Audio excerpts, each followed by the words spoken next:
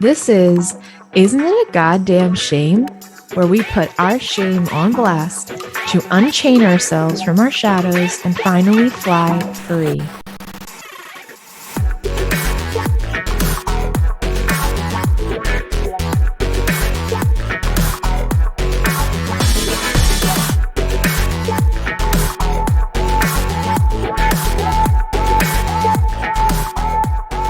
Hey, I'm Sarah, a Virgo sun, Cancer moon, and Aries rising.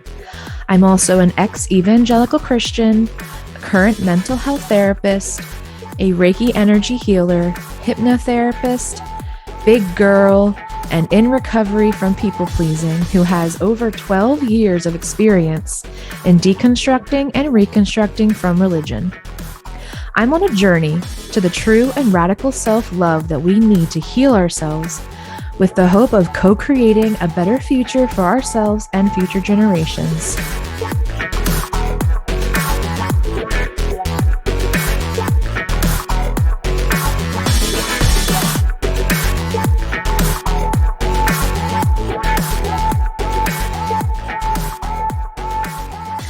Welcome back to Isn't It a Goddamn Shame? I am your ever so shameful host, Sarah. You may know me from Instagram and TikTok as Abundant Sarah. We are here today coming back with another shameful episode all around Christianity and deconstructing from religion. Today we are covering the 3 big P's of dysfunctional behavior due to coming out of Christianity. So the first P is paranoia. The second P is perfectionism. And the third P is people pleasing. Whew. All right. So this is all stemming out of this big concept that I have been thinking about and reflecting on. And the big concept is how I was told, and how a lot of people in the church were told, that God sees everything you do and do not let him see you sinning, right? God is always judging you. God is watching you all the time. And the big thing that really fucked me up was that thing in the Revelations where they talk about how the coming of the end days and how someone's going to stand on the rooftops and shout out to everybody all of the ways you fucked up and sinned during your time on earth. That really fucked me up as a kid. Truly. I remember not only being paranoid about Sky Daddy, but then also like super duper paranoid about my earthly parents and my earth dad. So I had a very interesting school experience growing up. So growing up, I went to a small private Christian school for elementary school and high school. So all the way from K through 12, I was in the same school. My dad worked as a principal during my time. I think I was in 7th grade. Then he went back to being a teacher again. That was more his jam. And then, so he was always teaching, always around, always in the school building, always watching. I couldn't fuck up because then somebody could tell my dad right away and I get in trouble, not only at home, but then also at school. So one huge story that I like to tell people to like give them an idea of like what it was like to have your dad be the principal and have your dad be around all the time, and pretty much very much mirroring that idea of like God always watching you. Like my earthly dad was always watching me. So in 7th grade, right? My school never had its own building that they owned. They always rented out other school buildings, other warehouse buildings to convert. So they had bought this piece of land and building and warehouse space and office space and converted it into a school. And it was the first time we owned like an actual building. So it was a big deal. They created this rule that you couldn't take any food, any open drink outside of the APR room. APR is all-purpose room. That's where we had the cafeteria. That's where we had chapel. That's where like the health class and the gym class met, and the other stuff was there. So In seventh grade, little Sarah was approached by this kid, Ryan. And Ryan was like, "Hey, Sarah, can you take my open soda like out in your lunchbox and like give it to me once we're like out of the APR room?" And like, Sarah was like a goofball. Sarah was like a little bit of a weirdo. Like, people didn't really like, I wasn't really cool or popular or anything like that. So, like, Ryan asking me to do this for him, I'm like, yeah, okay. Like, yeah, whatever you need, Ryan, like, oh, like this cute boy, this popular boy, like wants me to help him. So I did. I put his soda into my lunchbox, but oh, we forgot to exchange it afterwards. We forgot to do like the handoff afterwards and give it back to him. Um, so here I am. Like, I did my whole day. Like, we did school. After school was basketball practice. I had to go on the bus to basketball practice because we didn't have courts yet at our school. My dad drove the bus too. My dad was also my basketball teacher. We got on the bus, went to practice. Then I had to wait for him to be done, take the bus back to the school, get in our car, drive back from Cherry Hill. If you're from New Jersey, maybe like, it was a long process from like this to this to this. Like, I didn't go to school in the town that I grew up in. So it was a long process. This is all background noise. Let's get back to the story. So finally we make our way home, right? And for some reason, my dad like emptied my lunchbox out this day, which he didn't normally do every day. So he must have been cleaning up my lunchbox for some reason. And he finds this open soda bottle and he's like, "Sarah, can I talk to you?" And I'm like, "Yeah, what's up?" And he's like, what is this?" I'm like, "Oh, that's weird. Like, oh, I don't know what that is. Like, that must be somebody else's." I was like, "Oh, like my lunchbox was on like the ground in the bus. Maybe somebody like thought it was theirs and put their soda in it." It was a really bad lie. So I told him a lie. And then that weekend, we went on a trip to Virginia to go see my older sister play field hockey. And I remember like feeling so guilty this entire trip, like so guilty. Like, I lied to my dad and I broke a rule at school. Like, oh, I felt so, so bad. It was like eating me up inside because I had just been so like formed to like take sin so seriously. And like, this was not okay. And like in what I had been taught and raised in. So I like made it through like the whole weekend of like going down to Virginia and coming back to New Jersey. And the car ride was like excruciating. I was so guilty. And so finally we get home and I'm like, Dad, I have to like tell you the truth about something. Like, that soda was like Ryan's and he asked me to like take it out of the APR room for him. I know it's against the rules and I'm sorry. And I'm like, "I'm sorry, I lied." Well, you'd think that'd be it. Like a little like lesson on forgiveness or, lying. No, that was not it. It was, "Okay, Sarah, well, on Monday morning, I'm going to have you and Ryan come to my office." Okay. So Monday morning, we get called down to his office and like Ryan's like, "What did I do?" Like he's confused and I know what's going on. And he's like, "All right, well, you guys are both going to get like lunch detentions for this." I'm sorry, excuse me? Like, at the time, I thought I deserved it. At the time, I was like, "Yeah, I deserve this." Like, like it feels unfair, but I deserve it. I sinned. But like now looking back, I'm like, what the fuck? Like, we did not have to go to those extremes. Like, we could have like settled this at home and like settled this between ourselves and like moved on. It's an open soda bottle. Like, where do we like draw the line with like stuff we do wrong? Like, I was a good kid. Like, if this was the worst thing that I was doing, oh honey, please. Like, I work with kids now. I've been working as a in-home behavioral assistant, providing therapy to children and families within their homes and helping them with like their behaviors and their emotions and understanding like the difference and how we can control and calm and manage our emotions so that we don't act out and behave in ways that we're going to be having consequences and punishment for. But more centered around like the idea of just like what is healthy for us and like, what is normal like childhood development too. And I have this client and like she's like literally 13 and she's having sex, she's sneaking out, she's vaping, she's smoking weed, she's getting drunk, like she's stealing, like she's doing all of these things that are like essentially pretty harmful. Like it's not safe to be having like teenage sex, right? Like she doesn't have birth control, like um she also comes from a very like dysfunctional home life and is like adopted and like and what I've been seeing is kids that come from like families who they don't live with their biological parents anymore because of maybe some drug problems, because of maybe some like neglect or abuse. Like those kids, even though like we're trying to do the best by like rehousing them, rehoming them, like they're always going to carry this trauma with them and they're always going to struggle.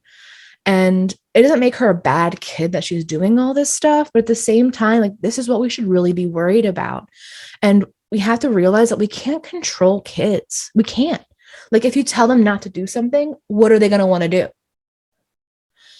So I was in a way controlled by this idea of like sin and guilt and shame and hell. And it created a lot of paranoia for me.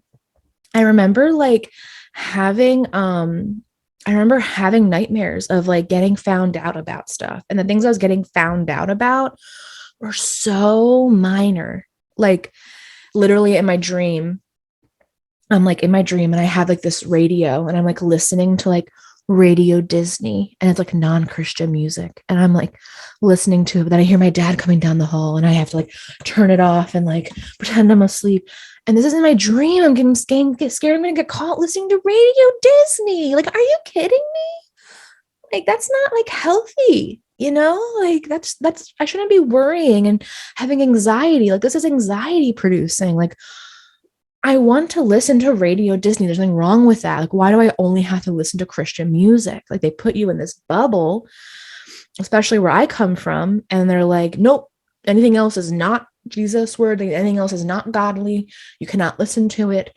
It's trash. So I was so paranoid all the time that I was going to get in trouble for something. I was going to say the wrong thing. I was going to do the wrong thing. I remember my dad having a discussion with me because he saw me roll my eyes once. And it was this whole thing. I really don't know. I remember my dad talking to me because like we had uniforms and I was wearing like one of those like button up Oxford uniforms. And at this point I had the shirt for so long that I had grown and my bosom had grown. And so the way that I needed to wear it so that it couldn't close anymore. And also the style is also the style to wear like a cami or like a tank top underneath and like have it like open. Like, I'm sorry, you're having me wear these ugly ass uniforms to begin with. And I see girls with their skirts like all the way up to their asses, but they don't get in trouble. Why do I get in trouble? Because A, my dad works here, and B, I have bigger boobs. Like, that's messed up too. So these little things like here and there, like minor little like aggressions almost towards me and kept me into this like paranoia that somebody's always watching me and I have to watch what I do. And this created this perfectionism of I have to always watch what I do because if I don't, then I'm going to get in trouble. I'm going to get fucked. Right. And it was always like, oh, what if my parents find out? Oh, what if my parents find out? Like I would feel so guilty about something. Like another example, I was in fourth grade this time, fourth grade, right? Like 9 years old. I went over to my friend's house.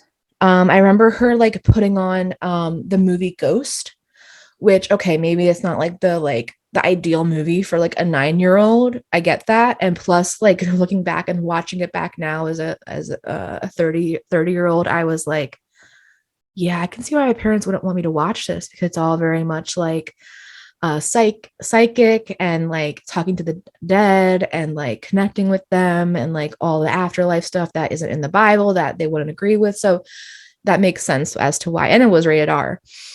But I felt so my friend put it on at her house and we were like playing. We were barely watching the movie. I didn't even see like the scene with like the pottery scene. I didn't even see that scene because we're just playing. We're like kids. We weren't even paying attention.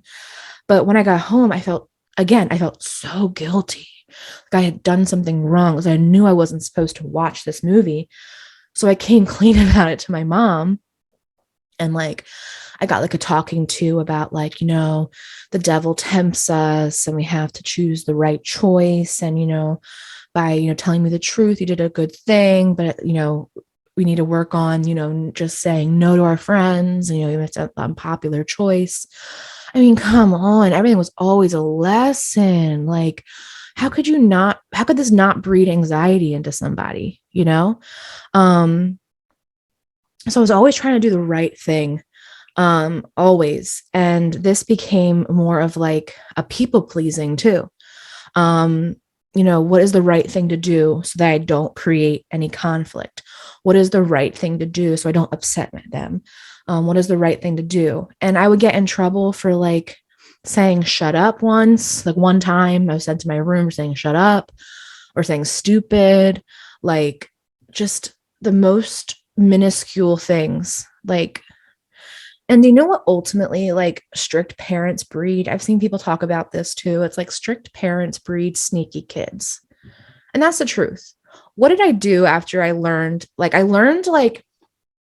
Yes, I kept running into like, telling the truth, coming clean, learning a lesson. I think the lesson I was really learning was like, don't come clean and don't tell the truth, become sneaky and lie. Because eventually I just stopped telling the truth. I stopped telling them what I was doing. And I learned to be sneaky and I learned to deny always. And that's not healthy either. Like there needs to be a healthy flow of communication in which that your parents are or your caregivers or whoever, in all relationships in which you're able to have like open and honest communication and be authentic and like share your emotions and have good emotional regulation with each other and yourselves and not have to worry about like getting in trouble or what they're going to say or like, is their reaction going to be bad and be shameful? Like that creates a people pleasing behavior and a people pleasing person to where they don't make decisions for themselves anymore. Or they never made decisions for themselves. They never learned to make decisions for themselves. It was always based upon some other idea, some other belief, some other person. So this is just like fucked up to me. And I'm really trying to heal this. And I'm really trying to come around to like, I have come to an acceptance about it. But I know people out there also had a similar experience. I know people are still struggling with this. So I want to put this out here so you guys can hear about it. And find out like, did you ever go through this? Like it got to a point where like, I was like, where are you going? Well, I'm going to like this person's house. And then this person was like a very safe, very innocent person where they could trust that I'd be there and trust that like I wouldn't be getting into trouble. But really I'd be like driving an hour and a half to go see my toxic boyfriend. So I could go like suck his dick, like that's what it got to. Like me being in college doing this stuff because I was like still living at home my second year of college. So it's like constant lying, constant like being super paranoid still that I was going to get caught. Like I remember one time like the Easy Pass was still in my car and like I was worried they're going to track me using the Easy Pass. So I had to start getting smart about the Easy Pass and like putting it in that aluminum, that like metal envelope thing that they give you so it won't like hit the toll booth when it comes and you can just pay in cash. I was so worried one time. I was like, oh my God, I left the Easy Pass in the car. I didn't like put it in the pack. Like they're going to know where I went. One time I was like, this was still like second year of college, I should be out like, exploring, it wasn't until my third year of college that I finally was like free to explore because I wasn't living at home anymore. But my second year of college, I was living at home and like I had started like, I wasn't even smoking cigarettes at this point. I was smoking like Black and Milds and like, cigarellos. And my mom found like a cigarello in my purse. And And what she did was she put the what she found in an envelope and wrote like, let's talk later on the envelope, and then put it in my car. So I like got in my car to go to work or go to class or whatever. And then it's like instant anxiety. Like, are you serious? Like, do you know what that does to a person? Like that fucks them up, you know? And I already don't know good emotional regulation. So I'm like, all I'm thinking about is the catastrophizing. This is the end of the world. What's she gonna say? Oh my God, you know, it's not good shit, man. It's just not the way that I want to be a parent when I am a parent. It's not what I want to teach and show the kids that I work with every day. I want them to feel like they can tell me stuff. It's like a huge thing too, is like working with the older teens and finding that line, like where, because there's like a confidentiality up to a certain point, you know, up until, and it's kind of different for kids, depending on their age. But there's a point where it's like, okay, like this could be harmful, so I have to tell your parents or I have to report it. Um, it's hard to find that line, and I want like them to trust me. I want to be able to be looking out for them because somebody needs to know what they're doing, making sure they're safe, or at least just like instilling into them, okay, let's make sure we're on birth control. Let's make sure we're being safe. Let's not sneak out, you know, let's follow as many rules as we can so that we can build trust and so we don't get kicked out and all these consequences. So I'm just, you know, I'm trying to talk through it with them instead of it being, well, it's a sin and it's against the Bible, it's against God, and you must stop, you know, like that's not going to be a healthy like mode of making choices for somebody. It needs to be more centered around them and like what's good for them. So yeah, I definitely learned to lie. I, you know, would really be worried in school about like getting like bad grades, even though like all my grades were great. I remember being like so worried about tests and being like, oh, I'm going to fail this test.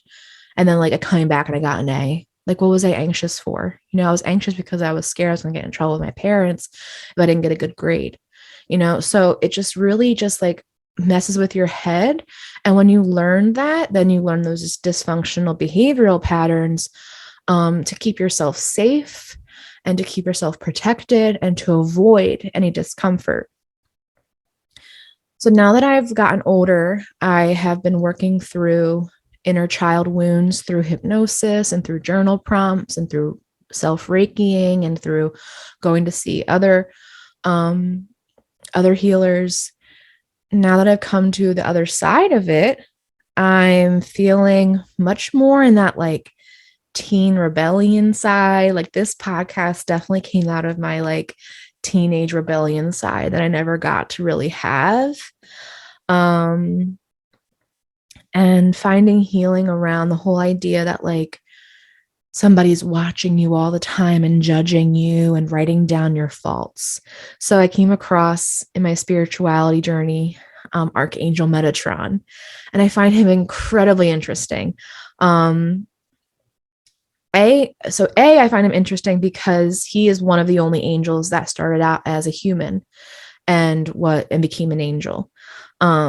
Super cool. Second, I find him interesting because he's known to work with three things that I love: children, animals, and sacred geometry. Like I love mandalas. I've always been making mandalas. Like for example, here is one that I made. I keep this around to keep inspiration, keep feeling inspired. So the sacred geometry, the animals, and the kids, he's known to like help and work well with. So Archangel Metatron, and looking into him and researching him and connecting with him more. And he's definitely one of my spirit guides. So calling upon him more, asking him for help, or trying to connecting with him in meditation has been a good part of my healing journey. And another thing about Metatron, the third reason why I really like him is because so he's known as the person who scribes down in the astral realm, in the Akashic records, like what everybody does with their life. And it's a very different look at it for me, as not a way to record everything in judgment, but rather record everything just for history's sake. And so that in between lives, we can go back to the astral realm and reflect on our life and have a record of it, and be able to decide what lessons we haven't learned to go into the next life, and to hash out that lesson, and be able to completely like keep moving and keep healing towards enlightenment and becoming such a being of light that we no longer incarnate on earth, and then we just like hang out in the astral realm, which is like the ultimate.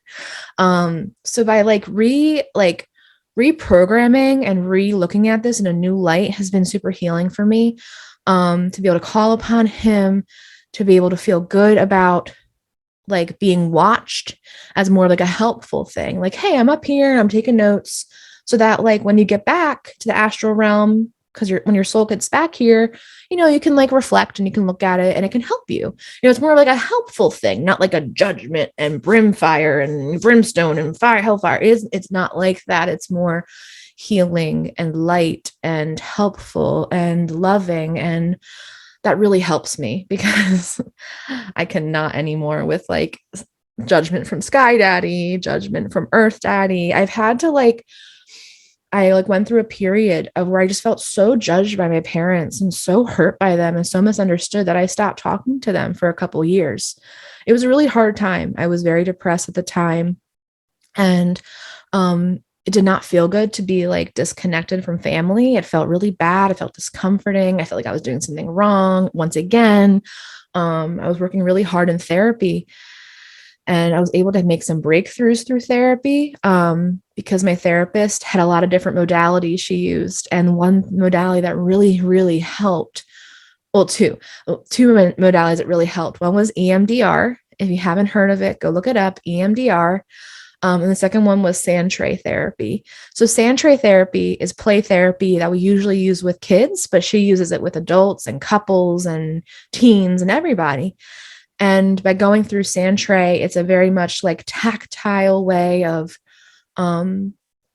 representing the way you feel, representing what you think, and putting objects in a sand tray based upon like a certain like topic or theme. In this case, it was talking to my parents for the first time. And by like looking at it in different angles and discussing it with your therapist, you're able to like unlock and see things from a new light and bring about additional healing. So as I'm going to be a licensed therapist soon, I really want to incorporate these like play therapy techniques that we would normally find people working with just children with, but applying them to older people too, because like, who are we at the end of the day? Like, we are just like the grown-up versions of our inner children. And a lot of us haven't done the inner children work to be able to heal that part of ourselves. And instead we're kind of like on autopilot of what we've always known. And it can come out like in our parenting, in our work, in like everything, in our relationships, in our friendships. It like becomes a block. And so I think it's really important to like do work around it, to bring more awareness to it, and to be able to see it through a non-judgmental lens where two things can be true, right? It's true that I don't feel like that was helpful to me growing up, to be like feeling like I'm constantly watched and told the things I was told about the Bible and God. I don't think that was totally helpful. But at the same time, it's what my parents thought was helpful. And I'm able now and able now to find healing around it. And it doesn't make them bad parents. It doesn't make my childhood bad. Like we need to stop putting good and bad to things, even though I do say it a lot. I'm even catching myself saying like, oh, that was good, or that was bad, or that was fucked up. Like, yeah, like it can be fucked up, but it could also just like be okay at the same time. Like two things can be true. And that's another big thing I've talked about and I'll continue to talk about is like the duality of things. Like two things can exist in the same space. And that's okay. That's just the way it is. And we have to be able to understand that like People are going to have different viewpoints. People are going to have different perspectives. People are going to have different behaviors and actions they choose to do. And it has nothing to do with us. And we have to like hold people and hold space for them to be able to find the healing they need to find, because we're all just kind of hurt inner children walking around as adults, kind of hurting ourselves and hurting others at times. And that's not going to bring us to enlightenment. And that's not going to bring our planet and collective as a whole to a healed planet and collective. So these are the things that are really important to me. It's not necessarily just for this life. Yes, this life is very important to me. I am here with you in it. I am doing the things I am doing because of this life and living in this life. But at the same time, it's for the future. It's for my children's children's children. It's for my soul's future life.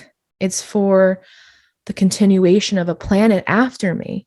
It's for, bettering humankind as a collective towards healing and love and light and advancing in our consciousness. So that's what I'm really about. I have this huge dream that I'm going to continue to talk about because it is so important to me. And I saw myself in an actual dream the other night talking about it to people. So I'm going to talk to you about it now. Is a huge dream of mine is to create a community that spans the world and to have almost like community centers, retreat space, farm space, for agriculture, for animals, and ultimately for people to come and receive healing sessions, to come as a place of tranquility. Some people may live there. Some people might be just passing by. Some people might just be coming for the day and then leaving. Some people may be coming for trips or for retreats or events. It's going to be a very flexible space that I want to create worldwide. After I start to plant the roots wherever I am first and spread it out further, and to just be a community of healing, a community of helping, a community of getting back to our roots as people and with the earth and creating sustainability and just being like totally and completely good for everybody. And I think like a big inspiration with this is Archangel Metatron, who's going to be like guiding me through this. And I'm going to be leaning upon and he's going to be providing me support as I continue towards this journey, which I'm just so excited about. Like right now, it just feels like very much like out here like not detached, but just like it's going to take a while to get there. But I know in my heart, it's way sooner than I think. So everything I do, everything I say, everything I'm working towards is towards this eventual dream. And I'm very excited to share it with you, very excited to tell you about it because it's so inspiring to me. And I know there's people out there that'll be inspiring to as well. I invite you to come work with me. I invite you to come visit me. I invite you to help me. I'm going to need a lot of help for this, guys. There's no way I will be doing this alone or with just a few people. I need a lot of people. So, come for the ride, hit me up online, come find me, because this is going to be happening, sooner than later. So that's just a little bit about my dream. There's so much more to it, but I've had to go through a lot of pain, a lot of, being estranged from family members for a period of time, a lot of humbling experiences, a lot of therapy, a lot of self healing, a lot of reflection, introspection, and awareness around my behaviors and how that may affect me and others around me, to find healing around these 3 Ps: paranoia, perfectionism, and people pleasing. So let me know if any of this resonates with you. Find me online at Abundant Sarah on TikTok and Instagram. And our podcast Instagram page is Isn't It a Goddamn Shame? All one word. Come hit me up, come DM me so we can have discussions more about this. You're not alone. And I am here for you. All right, well, stay tuned for next week's episode. It's in the works. I'm sure we're going to have a great guest on for next time. But for now, have an amazing day. And also, peep the Yitty. Oh my gosh. The Yitty by Lizzo on Fabletics is on fire. It's fire emoji, 100%. Check it out. This is a new shirt. I love it. It's so comfy. It like this nice silky smooth fabric. It's a crop top. I love it. So I had to give a shout out to my girl Lizzo. Thank you everybody for watching. I hope you have a great rest of your day. Thank you so much. And I'll see you next week. Bye.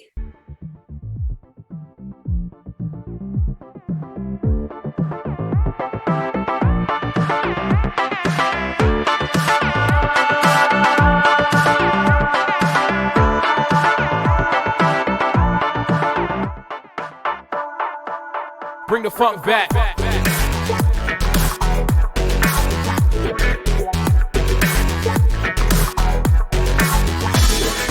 Thank you so much for tuning in today to Isn't It a Goddamn Shame with Sarah. Please check out the show notes to follow Sarah on Instagram at Abundant Sarah and TikTok at Abundant Sarah. Also, you can check out the podcast page at Isn't It a Goddamn Shame, all one word, on Instagram as well. Thank you so much, and be sure to check out Sarah's other offerings at the link in her bio. Have a beautiful day. Bye-bye.